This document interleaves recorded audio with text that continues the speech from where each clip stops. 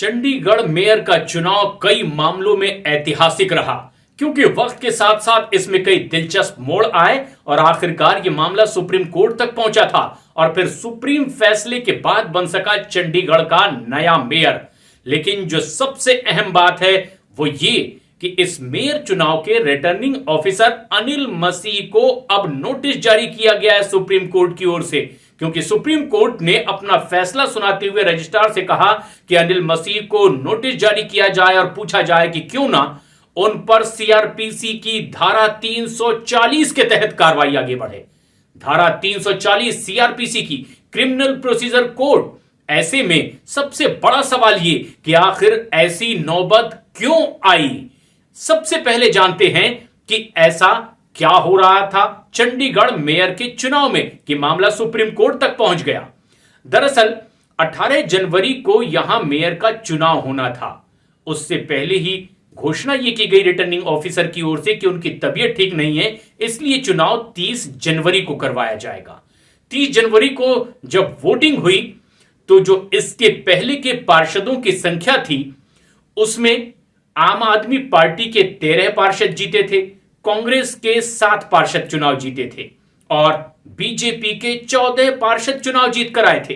अकाली दल का 1 पार्षद चुनाव जीता था और जो कानून है उसके मुताबिक स्थानीय सांसद को भी मेयर के चुनाव में वोट करने का अधिकार होता है।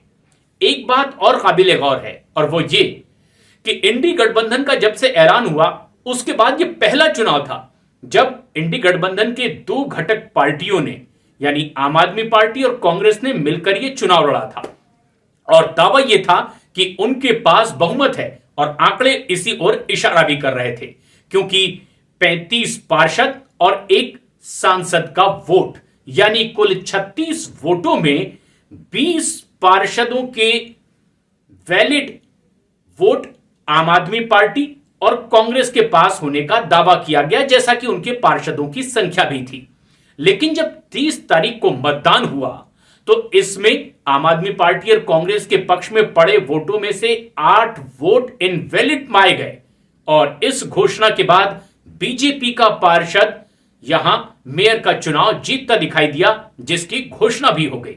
लेकिन इसके बाद आम आदमी पार्टी और कांग्रेस ने जबरदस्त विरोध किया और सुप्रीम कोर्ट में याचिका दाखिल कर दी कि गलत तरीके से इस चुनाव का परिणाम घोषित किया गया और इसकी सही मामलों में जांच पड़ताल होनी चाहिए, यह चुनाव ही दोबारा होना चाहिए। सुप्रीम कोर्ट के पूरा मामला पहुंचा।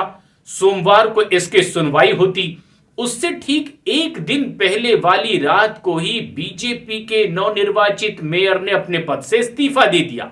घटनाक्रम सिर्फ यहीं नहीं रुका, इसके साथ ही साथ आम आदमी पार्टी के 3 पार्षद बीजेपी में शामिल हो गए और ऐसे में जो बहुमत का आंकड़ा था, जो 20 पार्षद आम आदमी पार्टी और कांग्रेस के थे, वो घटकर 17 पर आ गए। सबसे बड़ा सवाल यह कि सुप्रीम कोर्ट में दूसरे दिन सुबह सुनवाई होनी थी, वहां क्या होगा। जैसे ही मामला सुप्रीम कोर्ट में पहुंचा तो उससे पहले ही बीजेपी के इस मेयर ने अपने पद से इस्तीफा दे दिया था। 3 आम आदमी पार्टी के पार्षद बीजेपी में शामिल हो चुके थे और सुबह सुनवाई होने वाली थी।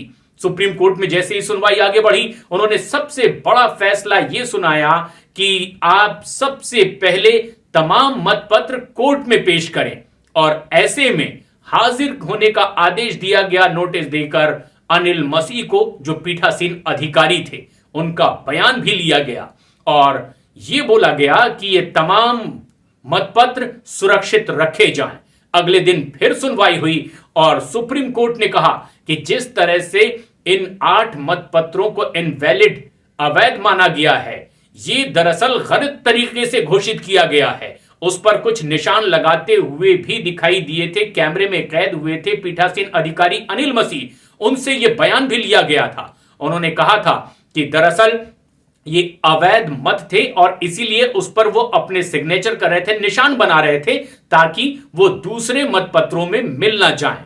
और यही एक बड़ी गलती थी जिससे माना गया कि क्या पीठासीन अधिकारी ने कोर्ट में झूठ बोला है और इसीलिए भी उन्हें शक के निगाह से देखा गया और उन्हें नोटिस जारी किया गया। सुनवाई आगे बढ़ी और सुप्रीम कोर्ट ने पाया कि ये 8 मत वैलिड माने जाएं और आम आदमी पार्टी के उस उम्मीदवार कुलदीप कुमार को मेयर घोषित कर दिया गया। लेकिन बात यहीं नहीं रुकी।